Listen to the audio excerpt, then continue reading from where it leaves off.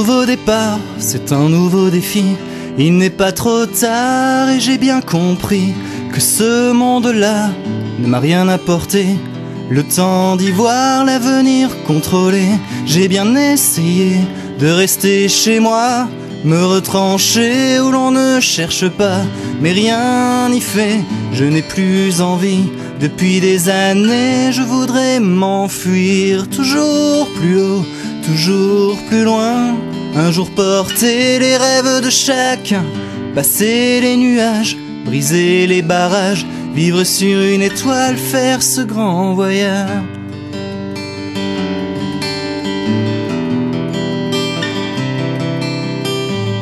Déplacer les frontières, ne plus être enfermé. De cette prison de verre, j'en avais assez. Alors je suis parti, loin de chez moi. Une autre galaxie qu'on ne connaissait pas. Plus d'identité, plus de portes fermées. La vie s'ouvre à moi comme un nouveau-né. Je suis enfin libre, je ne regrette pas d'être parti vivre un jour là-bas. Toujours plus haut, toujours plus loin. Un jour porter les rêves de chacun, passer les nuages, briser les barrages, vivre sur une étoile, faire ce grand voyage.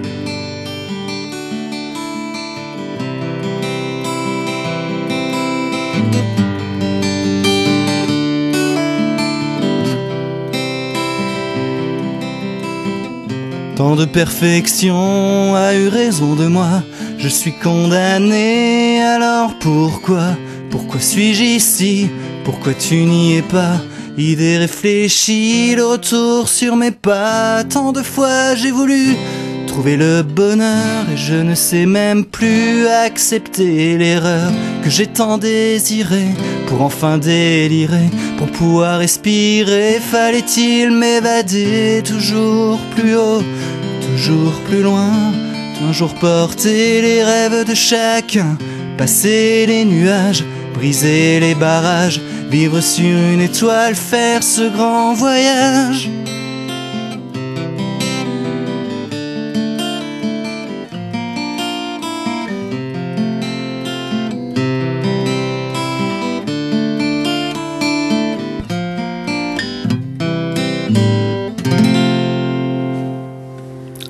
Le grand voyage, paroles, musique, interprétation de Mathieu. Mathieu qui sera samedi et dimanche au Plan d'eau à Metz. Samedi à 18h et dimanche à 11h. À 12h. À 12h. C'est Julien qui joue à 11h. Oui, voilà. Donc, dans le cadre des virades, de la journée du handicap et des virades de l'espoir, manifestation auquel il faut participer, chers amis, parce que bon, votre participation, votre écho, ira pour une œuvre, qui est ô combien estimable, puisque il s'agit de lutter contre la mucoviscidose. Et là, il faut participer. Donc, et dimanche, il y aura le petit Jean. Je me dis, ça fait bien lorrain comme ça, le petit Jean. Ouais, en plus, c'est en Lorraine qu'on trouve le plus de gens qui portent le nom de famille Petit Jean, parce que c'est mon vrai nom. Et je crois que dans le département des Vosges qu'il y a le plus de petits Jean en France. Ouais. Donc c'est typiquement lorrain. Même s'il y en a dans toute la France. Tu l'arbores comme un drapeau, ça. Une bannière. Une bannière, le petit Jean. Mais j'aime bien. Alors le petit Jean, lui, qui sera à 11h dimanche. Ouais. Dimanche matin. C'est bien. Une heure de vous avez? Alors Julien joue 1 heure, moi je jouerai pendant 2 heures. En fait, je joue de midi à 14h. Et après, il y aura encore d'autres animations. Il y aura une démonstration de karaté, il y aura des danseuses orientales. Il y aura également le groupe Les Durs d'Oreilles. Et un autre groupe également de rock. Et puis, ça se terminera peut-être en bœuf tous ensemble à la fin de l'après-midi. Ah oui, ça c'est une bonne idée, ça. En bœuf. Alors, le petit Jean, on a l'impression, quand on écoute ton album, qui a déjà quelques années, que c'était plutôt pour un public jeune, un public...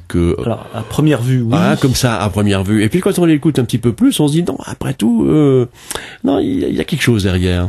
Ouais, parce que ça m'est arrivé que quand je suis venu dans des médiathèques ou dans les magasins de disques pour proposer mon CD, on me dise je le mets dans rayon pour enfants. Non, surtout pas. Ne le mettez pas rayon pour enfants. Peut-être pas, non. Non. Il y a certaines chansons, notamment, je sais pas, la pauvre enfant, la chanson porno. C'est surtout pas des chansons pour enfants, quoi. Mais à première vue, comme ça, là, à première vue, mais même quand on écoute le début d'une chanson, ou je sais pas, ça peut effectivement, sur la forme, avoir l'air d'une chanson pour enfants. Alors, tu nous en refais une petite? Ouais, alors je vais vous chanter les fautes de français. Ah ouais, les fautes de français sans S. Ouais. Alors.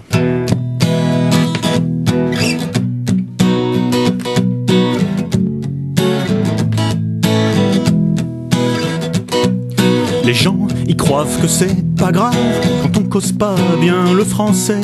Et malgré que je leur répétasse, ils font exprès de le massacrer. Les liaisons mal à propos ou les erreurs de grammaire, voire même les fautes de typo m'énervent et me mettent en colère. Je sais plus c'est qui disait qu'il faudrait créer une taxe, que quand il y a des fautes de syntaxe, le gars qui dit il doit payer, et celui que je viens de vous causer proposait même également de pas les laisser se présenter s'il voudrait être président. Debout messieurs les académiciens, quand est-ce que votre sieste elle prendra-t-elle fin? À quoi bon rédiger un gros dictionnaire si c'est pour des gens qui en ont rien à faire? Contre les fautes de français, partons en guerre.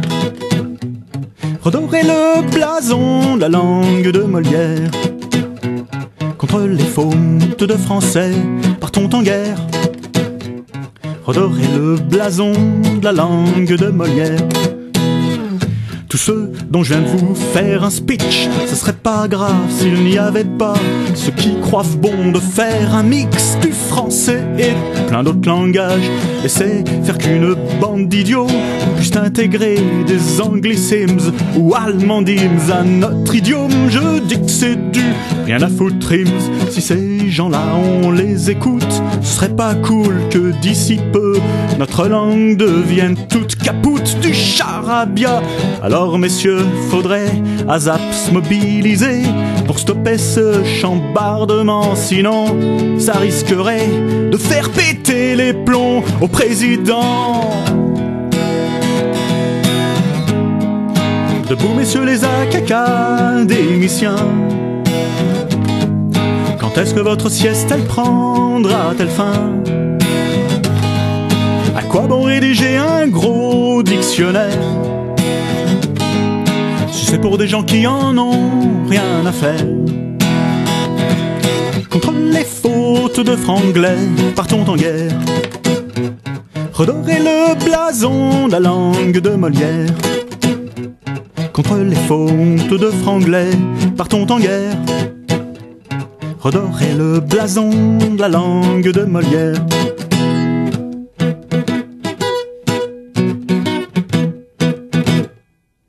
Voilà. Ah oui, avec une petite virgule à la fin, là.